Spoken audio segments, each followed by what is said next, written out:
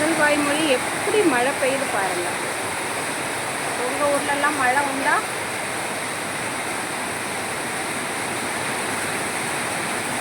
சரியான மழை. என் செல்ல குட்டியில பாருங்க, என் பப்பி குட்டியை பாருங்க. பாருங்க மழையில் எப்படி ஒருத்தன் தூங்குறான். செல்ல குட்டி பாருங்க படுத்து கிடக்குது. மழையாடா